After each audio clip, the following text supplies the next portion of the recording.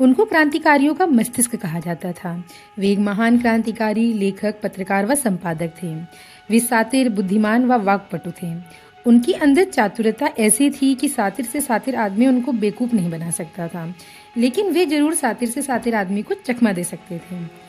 इसी का परिणाम था कि अंग्रेज उनको कभी भी फांसी के फंदे तक न पहुंचा सके, भले ही उनको 2-2 बार फांसी की सजा सुनाई गई हो।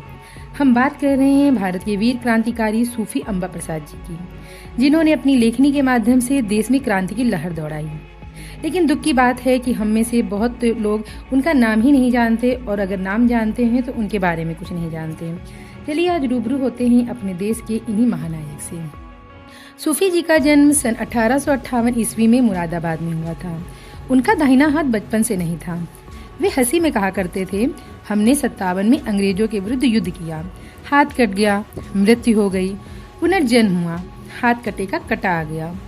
सूफी जी ने वकालत की पढ़ाई की, परंतु वकालत नहीं की। उन्होंने मुरादाबाद में जामिल उलूग नामक उर्दू साप्ताहिक पत्र भी निकाला। वे हिंदू मुस्लिम एकता के कट्टर समर्थक थे। उन्होंने अपनी लेखनी से अंग्रेजी हुकूमत का जमकर विरोध किया, जिस कारण उन पर देशद्रोह के आरोप भी लगे। उन्हें देश निकाला, कारावास जैसी सजाएं मिली। उनके लेखों के कारण उन पर मिथ्या दोषारोपण का आरोप लगा, जिस कारण से उनको 6 साल का कारावास भी हुआ।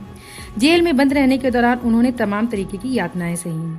जेल से निकलने के बाद उन्होंने अपनी कर्मभूमि बनाया पंजाब को। उन्होंने हिंदुस्तान अखबार के साथ भी कुछ दिनों के लिए काम किया, लेकिन बाद में छोड़ दिया। उनकी चातुर्यता व बुद्धिमानी को देखते हुए सरकार द्वारा उनको 1000 रुपया मासिक के बदले जासूसी का काम करने का ऑफर भी दिया गया। लेकिन वे एक सच्चे देशभक्त थे, जिसे देश के लिए मर मिटना मंजूर था, लेकिन भारत माता के साथ गद्दारी नहीं। सूफी जी की मुलाकात सरदार अजीत सिंह के साथ हुई। सरदार अजीत सिंह जी ने भारत माता सोसाइटी की स्थापना की थी। सूफी जी भारत माता बुक सोसाइटी के प्रमुख कार्यकर्ता थे। 1907 में सरदार अजीत सिंह जी ने लाला लाजपत राय, सूफी अम्बा प्रसाद जी, आगा हैदर खां के साथ मिलकर के पंजाब में कृषक आंदोलन प्रारंभ करा। सरकार द्वारा पंजाब में धरपकड़ किया जाना चालू कर दिया, जिस कारण से सरदार अजीत सिंह जी के साथ सूफी अम्बा प्रसाद भी नेपाल की ओर चले गए, परंतु अंत में पकड़ लिए गए व लाहौर लाए गए। अजीत सिंह जी को भी जेल में डाल दिया गया। सूफी अम्बा प्रसाद जी पर इंडिया नामक पत्रिका में प्रकाशित उनके लेखों के कारण अभियोग लगाया गया, लेकिन अंत में वे निर्दोष सिद्ध हुए। उन्होंने बागी मसीहा व विद्रोही मसीहा नामक पुस्तकें भी प्रकाशित की, जिन्हें बाद में सरकार द्वारा बैन कर दिया गया। सूफी जी ने सन 1909 में पेशवा नामक अखबार निकाला। सरकार इस समय बंगाल में हुए सरकार विरोधी आंदोलनों से डरी हुई थी, इसलिए उसने पंजाब में भी दमन चक्र प्रारंभ कर दिया। सूफी जी सरदार अजीत सिंह के साथ ईरान चले गए, ताकि बाहर से देश के भीतर क्रांतिकारी गतिविधियों का संचालन करते रहें।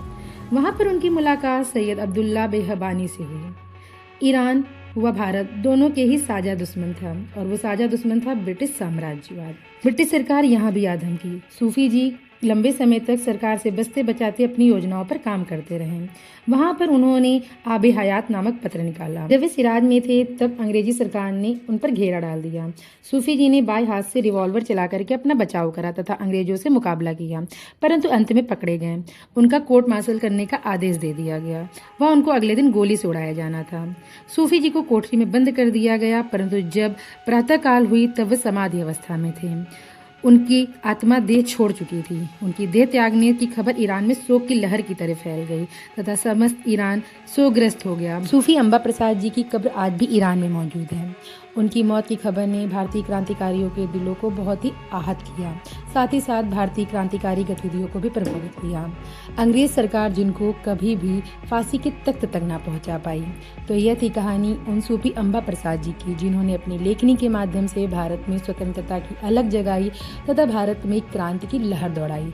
अगर आपको ऐसी वीडियो अच्छी लगी तो प्लीज चैनल को लाइक करिएगा, सब्सक्राइब करिएगा। धन्यवाद।